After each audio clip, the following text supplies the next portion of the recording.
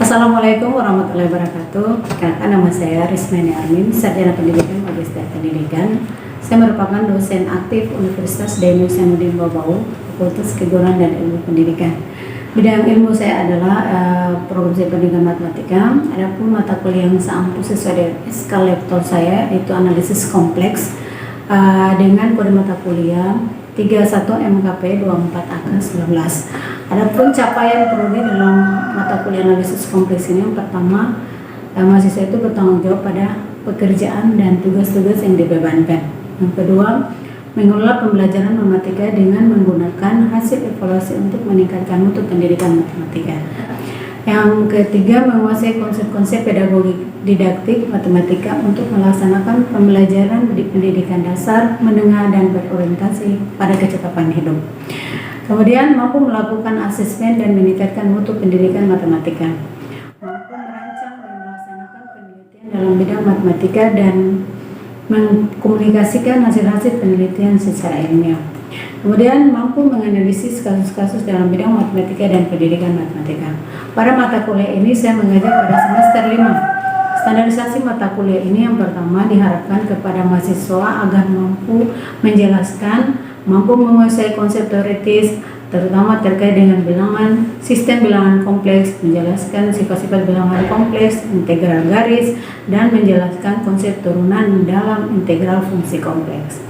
Deskripsi mata kuliah analisis kompleks ini membahas bilangan kompleks, sifat-sifat bilangan kompleks, teorema-teoremanya dalam bidang kompleks, operasi aljabar, bilangan kompleks, limit fungsi kompleks, turunan fungsi kompleks, dan fungsi analitik pada bidang kompleks. Pada proses pembelajaran ini, sebelumnya saya menggunakan aplikasi Google Classroom dan Spada. Adapun bentuk metode pembelajaran saya lakukan dengan metode ekspositori dan penugasan kepada mahasiswa agar di dalam kelas mahasiswa itu lebih berperan aktif antara mahasiswa dengan dosen sendiri, agar karena pada partisipasi kelas itu kan ada 10%, 5%-nya adalah keaktifan kelas mahasiswa itu sendiri. Kemudian ada tugas itu pada kontrak perkuliahan saya ada sekitar 20%. Kemudian ada ujian tengah semester adalah 30% dan ujian akhir ada 40%. Berikut cuplikan pengajaran saya melakukan secara offline dengan menggunakan teknik pembelajaran ekspositori. Terima kasih. Assalamualaikum warahmatullahi wabarakatuh. Waalaikumsalam warahmatullahi wabarakatuh. Selamat pagi anak-anak. Selamat pagi, Bu. Hari ini kita masuk ke mata kuliah mungkin bilangan kompleks. Ya, bilangan kompleks mungkin hal yang baru atau hal yang yang kalian baru lihat. Mungkin sebelumnya analisis yang itu analisis vektor, ya kan? Yang sekarang yang kita bahas adalah analisis kompleks. Mata kuliah analisis kompleks. Sebelum saya menjelaskan secara dalam, sebenarnya mata kuliah analisis kompleks ini adalah mata kuliah yang sudah ada, ibaratnya sudah masih ada sangkut pautnya sama mata kuliah yang sebelumnya. Ada mata kuliah, karena di dalamnya itu ada mata kuliah yang menyangkut kalkulusnya, ada analisis realnya, ada matematika diskritnya, ada vektornya. Apabila ini kalau ke depannya kita bilangan kompleks atau analisis kompleks ini kita bisa kembangkan dalam kehidupan sehari-hari. Pertama, untuk analisis kompleks, sebelum kita masuk ke namanya analisis kompleks, otomatis kita tahu dulu apa sih sebenarnya analisis kompleks. Kalau kita berbicara masalah analisis kompleks, otomatis kita berbicara masalah bilangan kompleksnya dulu. Ya, sesuatu yang kompleks berarti itu berarti dia sesuatu yang sudah kalau bahasa kompleks itu apa? Lengkap, ya kan? Secara lengkap. Apa yang lengkap? Otomatis yang di dalamnya ada namanya bilangan-bilangan kan? Bilangan-bilangan apa saja yang ada di dalam analisis kompleks. Tapi saya mau jelaskan dulu di mata kuliah analisis kompleks ini ada beberapa materi yang materinya itu ya sampai kita mengajarkan 16 kali pertemuan. Jadi otomatis mata kuliahnya pertama kita tahu dulu mata kuliah pertama dia adalah bilangan kompleks. Apa itu bilangan kompleks? Kedua, sifat-sifat bilangan kompleksnya seperti apa? Kemudian yang ketiga, bagaimana cara kita menggambar bilangan kompleks itu dia dalam bentuk diagram Argand kah? Seperti itu. Sebelum kita masuk ke perkuliahan yang saya bahas ini, kita bahas dulu namanya aturan perkuliahan. Kalau untuk saya aturan perkuliahan untuk mata kuliah analisis kompleks yang 3 SKS, karena dia 3 SKS. Untuk saya peraturan perkuliahannya pertama di aturan perkuliahan saya otomatis yang pertama adalah kehadiran. Kehadiran itu dia lebih dominan dibandingkan yang lain. Karena di aturan perkuliahan saya kan ada namanya kehadiran, tugas, ujian akhir dan ujian tengah semester. Jadi untuk kehadiran otomatis kehadirannya itu dia harus yang 100%. Kalau dia di bawah 100% atau untuk berapa kali tidak hadir atau 5 kali tidak hadir, otomatis dia sudah bisa dapat nilai C.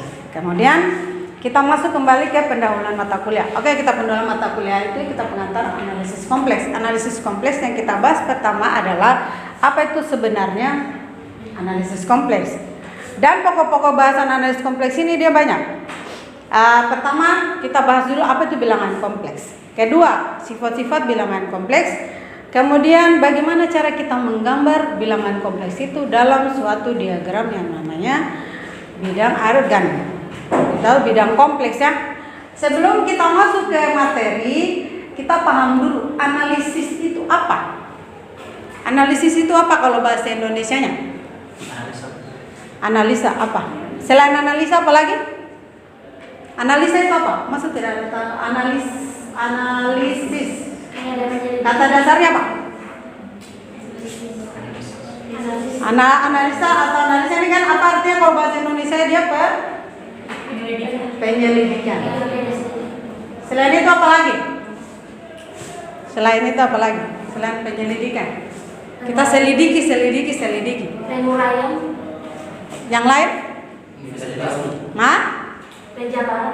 Penjabaran bisa. Selain itu, apa lagi? Kemudian, oke lah ini dulu ya. Nanti dilihat lagi lebih detail lagi apa. Tapi yang kita bahas ini dia masalah analisis kompleks adalah penyelidikan atau penjaraman namanya bilangan-bilangan kompleks, ya kan? Bilangan kompleks. Oke, bilangan kompleks, kemudian kompleks. Apa yang kompleks di sini? Kompleks. Kalau bahasa Indonesia, jangan dulu kita matematikanya. Kita kembali ke bahasa Indonesia yang baik dan benar. Kompleks ini apa? Lengkap ya? Lengkap. Selain itu, kata lainnya mungkin? Selain lengkap? Kesatuan. Kesatuan. Yang lain? Utuh. Utuh ya? Kita satukan dulu persepsi. Kalau kita tarik kesimpulan dari pernyataan analisis kompleks kedua kata ini, berarti dia apa? Penjabaran yang lengkap. Penjabaran yang lengkap. Artinya penjabaran yang lengkap di sini adalah penjabaran tentang bilangan-bilangan yang kompleks kan? Iya. Oke. Bilangan kompleks yang pertama. Bilangan kompleks. Bilangan kompleks ya. Bilangan-bilangan itu kalau di kompleks bilangan-bilangan itu terdiri ada berapa? Ada beberapa bilangan. Kalau bilangan kompleks, kalau kita turunkan urutannya apa? Bilangan kompleks merupakan bilangan yang terdiri dari dua. Terdiri dari dua ya? Iya. Dua bilangan. Bilangan pertama apa? Bilangan real. Kedua bilangan imajiner. Bisa kerjakan di depan? Ya, Bu. Oh ya, silakan. Silakan. Silakan. Maksudnya speed.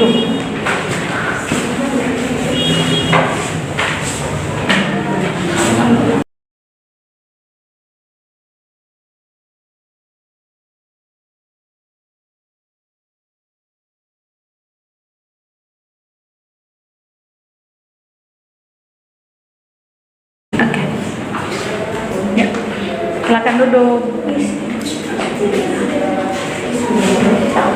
Yang lain bagaimana? Sama? Sama ya? Nah, sama ya. Karena ini masih dia di arah positif.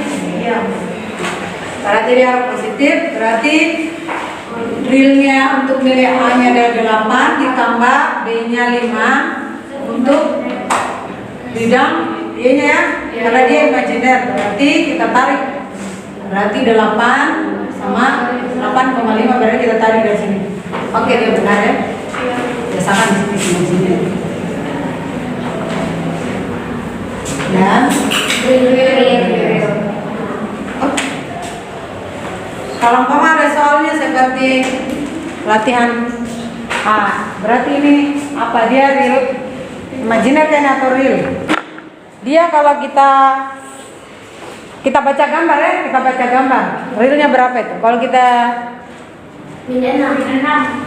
apa? Kalau kita baca gambar, berarti 6 itu apa? Realnya dari semua X ya? Berarti 6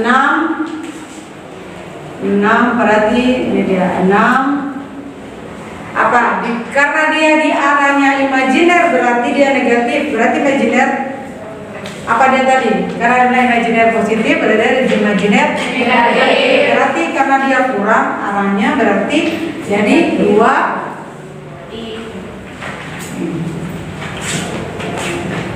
Di sini dia pakai J tapi sama J. Iya. Angka apapun dia menyelip tapi tetap dia juga namanya imajiner. Hayal, kita hayalkan terserah kita A, B, C, D dan seterusnya mau Z kah. Tapi untuk lebih ingatnya berarti orang kalau kan daya tangkapnya orang kan beda-beda. Jadi biasanya dia bilang untuk apa pakai angka lain, kita pakai I saja sesuai dengan namanya imajiner kan. Ya seperti itu. Pak buatkan ke dalam bentuk grafik bilangan kompleks berikut. Itu kan berarti ada berapa? Ada 1, 2, 3, 4. Coba dikerjakan. Itu.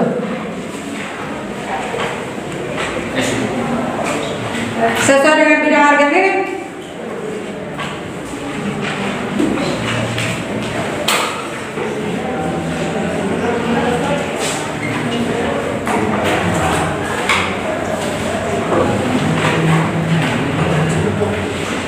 Ini masih tahap dasar ini awal. Makanya itu di dasar ini harus dipermantap karena kalau kita masuk ke materi berikutnya dia masih ada sangkut pautnya dengan atap, dia agak rumit sedikit. Makanya kita harus tahu dulu dasar dari pertama ini. Sudah? Saya mau lihat itu dari gambar. Yang bagian X berarti kan imajiner apa imajiner semua. Iya.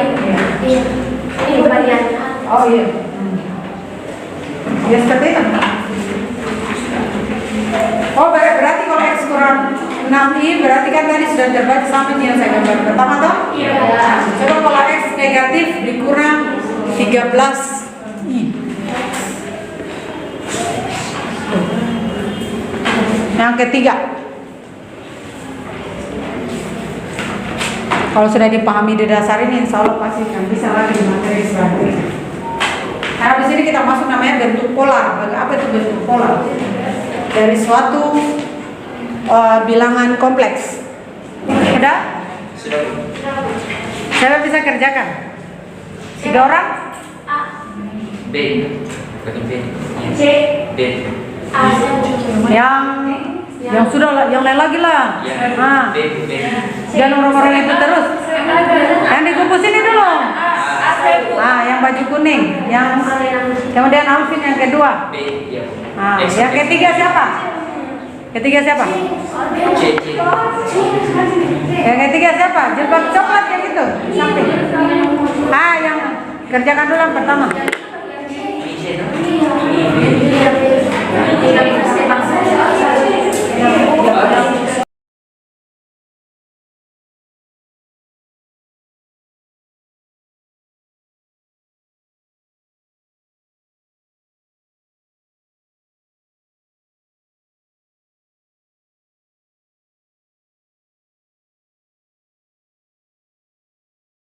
Dia kali.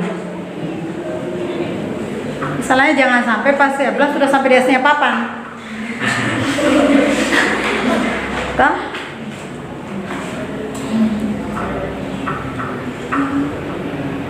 Jangan nervous dah. Oke. Mana? Coba saya lihat. Mana? Sebelas. Oh ya, oke deh. Silakan duduk. Nah, ini yang dinamakan dia apa ini? Ini berarti B. Berarti ini ketentuannya tadi A sama dengan 0 dan B-nya sama dengan 0. Berarti dikatakan imajiner murni. Sedangkan yang ini A-nya tidak sama dengan 0 dan B-nya sama dengan 0, berarti dia murni.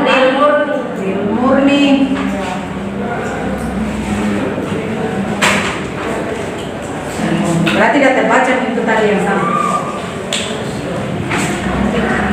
Oke. Sudah dipahami semua? Kalau sudah dipahami kita lanjut. Ada tadi yang selalu pakai mukakan. Di situ katanya dia bilang sumbu X dalam suatu bilangan kompleks, dia di mana X ini bagian dari kompleks, berarti dia biasanya disebut sebagai real. RE Z terhadap real. Kemudian kalau ini dia imajiner, bisa singkat IM. Imajiner biasanya ada di buku, selalu dia singkat namanya IM dan RE. Berarti kalau dulu sudah tahu real terhadap Z. Nah, terhadap Z-nya apa? Terhadap di sumbu ini. Z terhadap di sumbu imajiner dengan di sumbu realnya. Sekarang kita lanjut ke bentuk polar. Ini kan masih bentuk biasa. Sekarang kita masuk ke bentuk polar. Ini namanya bentuk polar. Nih, ini bentuk polar ini. Model-model seperti ini bentuk polar namanya. Nih, bentuk-bentuk polar.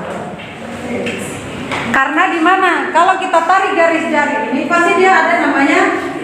Di sini ada, ini kan siku-siku kan? Iya. Siku, otomatis siku-siku itu dia sumbunya 90 derajat. Berarti ini ada sumbu di sini. Iya. Misalnya di sini sudut, ada sudut. Nah, ada sudutnya. Kalau bahasa Indonesianya apa bahasa betulnya ada jiku-jiku. Di sana sudut. Ini kan kalau kita tarik ke sana dia kan sudut. Pertemuan dari beberapa bidang ini. Ini berarti kalau kita tarik ini ke sini, berarti ini ruangan dia berapa sudut apa? Bukan berapa sudut. Dia bidang apa? Ruangan. Bidang ruang kan? Karena ada isinya dalam. Ada Z-nya, ada X-nya, ada Y-nya. Ini ya kan ke atas ada Y-nya dan ada X-nya. Sedangkan yang kita berbahas di sini hanya dua sumbu.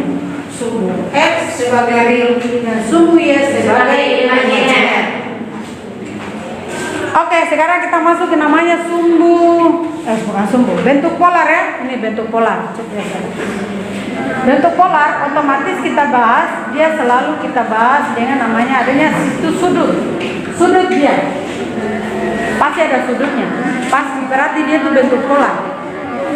Di situ dikatakan bilangan kompleks bentuk rektangular A tambah B kali I dapat juga dinyatakan dalam bentuk polar. Seperti itu contohnya. Dengan menggunakan suatu jarak, berarti dia ada jaraknya. Jaraknya itu dia apa? R. Ini namanya R. Ini jarak nih. Ini jaraknya ada sudutnya, ada sudutnya, ada jaraknya. Kalau kita tarik ini antara jarak ini ke sini, ya kan? Nah ini.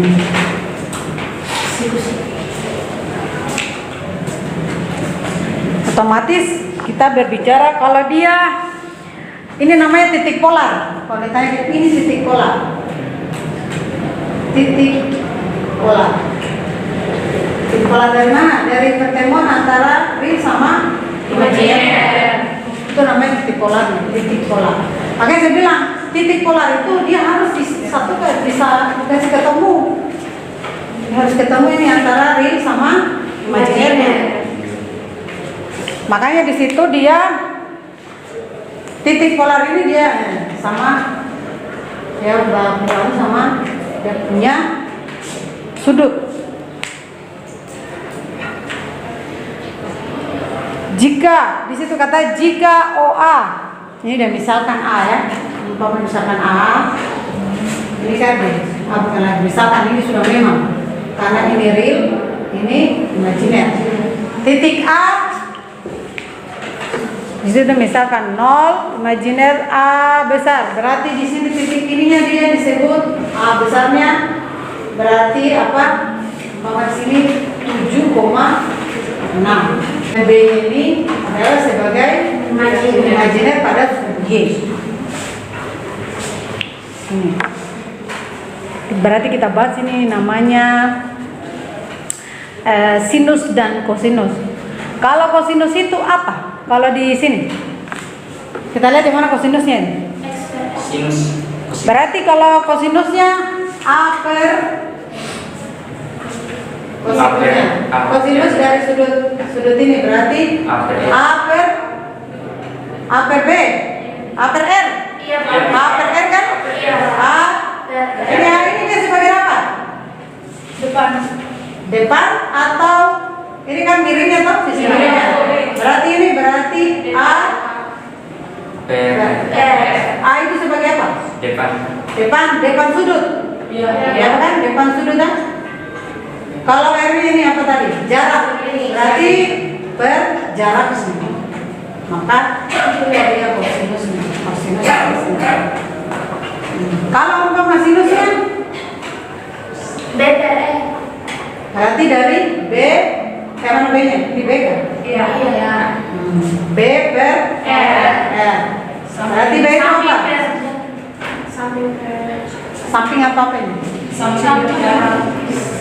Depan sudut sama samping sudut.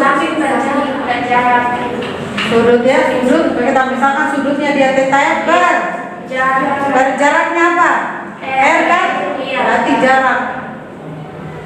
Maka itu adalah sinusnya.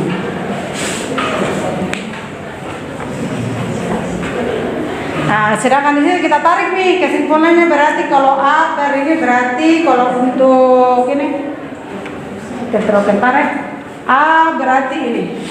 Kita ambil A-nya, situ A sama dengan R cos. Kita pakai saja theta. Sama theta. Kalau B-nya berarti R sin theta. R sin theta. Berarti kalau kita masukkan dia dalam bentuk kompleksnya berarti A tambah B kali I kan? Iya. Kita masukkan nih. A-nya apa? R cos theta ditambah R sin Theta kali I. Dipahami? Oke. Sudah dipahami semua? Sudah. Oke, kalau sudah dipahami, nanti kita lanjut lagi di pertemuan berikutnya dengan materi yang sama. Jadi mata kuliah hari ini saya sampai di sini. Nanti kita lanjut lagi. Dan kalau ada tugas nanti dikerjakan ya. Yang penting dipahami dulu apa yang sudah dijabarkan tadi. Nanti kita masuk ke pertemuan berikutnya. Jadi pertemuan hari kita sampai di sini. Nanti kita lanjut pertemuan berikutnya. Jadi saya akhiri dengan wabillahi taufiq wal hidayah. Wassalamualaikum warahmatullahi wabarakatuh.